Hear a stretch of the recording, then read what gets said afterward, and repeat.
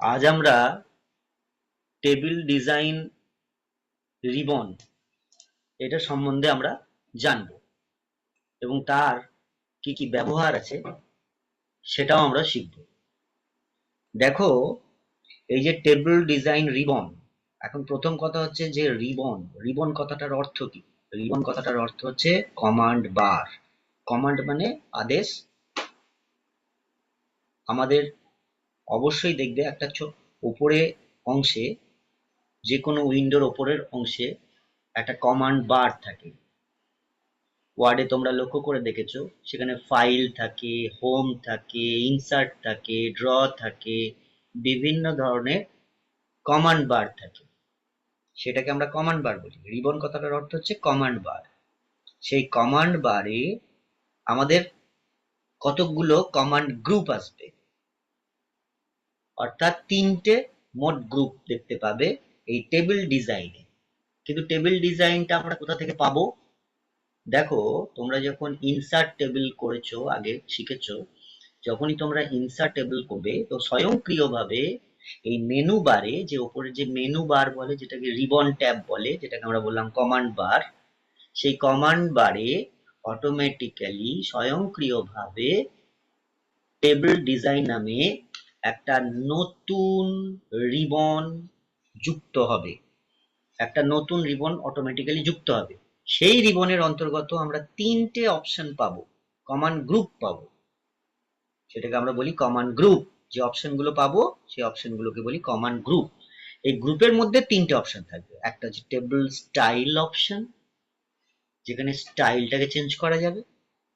ঠিক আছে, একটা টেবিল স্টাইল অপশন, একটা শুধু টেবিল স্টাইল। ওকে, একটা শুধু টেবিল স্টাইল, আর একটা হচ্ছে বর্ডার্স, যেখানে বর্ডার নিয়ে আমরা কাজ করব। ওকে, তাহলে এই তিনটে আমরা কমান্ড গ্রুপের অন্তর্গত তিনটে অপশন পাবো। এখন এই টেবিল ডিজাইন রিবন দিয়ে এই কমান্ড গ্রুপের অন্তর্গত যে বিভিন্ন টেবিল স্টাইল অপশন আছে, টেবিল স্টাইল আছে, বর্ডার্স আছে, এখানে আমরা কি কি কাজ সম্পাদন করতে পারবো সেটা আমরা শিখব। কি কি কাজ করতে পারবো? প্রথম কাজ হচ্ছে টেবিল বর্ডার দেওয়া যাবে বা মুছে ফেলা যাবে, অর্থাৎ ইরেজ করে দেওয়া যাবে। টেবিল বর্ডার আমরা দিতে পারবো, বা টেবিলে কোনো বর্ডার দিতে পারবো, বা বর্ডারটাকে মুছেও দিতে পারবো। হলো। 2 নম্বর হচ্ছে টেবিলে শেডিং করা যাবে। শেডিং দেওয়া যায় মানে, শেডিং কথাটার অর্থ কি না, ওই টেবিলের কোনো একটি বা একাধিক ঘর, মানে ছোট ছোট যে টেবিলের মধ্যে যে ঘরগুলো থাকে, এরকম ঘরগুলো থাকে, যেমন এখানে দেখো একটা রো দুটো কালাম। এই যে ঘরগুলোতে তোমরা হয়তো বললে যে এই যে সেলটা, এই যে ঘরটা, এই ঘরটাকে আমি একটা লাল রং করব, করে ফেলতে পারবে এই টেবিল সেটিং এর সাহায্যে। এটাকে সবুজ রং করব, সবুজ রং করে ফেলতে পারবে। ওখানে বিভিন্ন রঙের টেমপ্লেট দেওয়া থাকবে, সেখান থেকে তোমরা রং চুজ করতে পারবে, অর্থাৎ রং একটা পছন্দ করতে পারবে নিজের ইচ্ছা মতো, দিয়ে সেই রংটা দিতে পারবে। এটা হলো টেবিল সেটিং। নেক্সট 3 নম্বর হচ্ছে টেবিলের কলম বা রো। কলম মানে আমরা শিখেছি স্তম্ভ, রো মানে সারি। সেগুলোকে ইরেজ করা যায়, মানে মুছে দেওয়া যায়। বা কোনো একটা সেলকে, মানে কোনো একটা এরকম ঘরকে, যে কোনো একটা ঘরকে, ধরো আমার এখানে চারটে সেল রয়েছে, আমার এই সেলটা লাগবে না, আমি এই দিকে দুটো সেল রাখবো আর এই তলার সেলটা রাখবো, সেটাও আমরা করতে পারবো। অর্থাৎ যে কোনো একটা সেলকে ইচ্ছা মতন আমি ডিলিট করে দিতে পারবো আর ইরেজ করে দিতে পারবো। এখানে ইরেজ কথাটা সঠিক, ইরেজ করে দিতে পারবো, অর্থাৎ মুছে দিতে পারবো।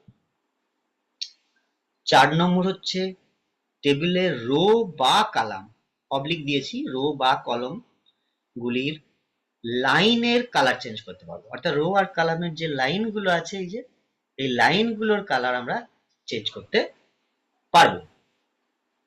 এই অপশনটা এখানে আমরা পাবো। আর কি না, টেবিলের বিভিন্ন স্টাইল আমরা বেছে নিতে পারবো। টেবিলের যে বিভিন্ন স্টাইল আছে, টেবিল স্টাইল থেকে আমরা বিভিন্ন রকমের টেবিল স্টাইল আমরা বেছে নিতে পারবো। এটা হচ্ছে 5 নম্বর। তাহলে এই কাজগুলো আমরা করতে পারি।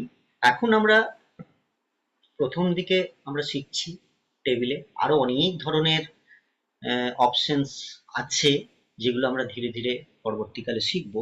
এখন বর্তমানে আমাদের এইগুলো শিখতে হবে।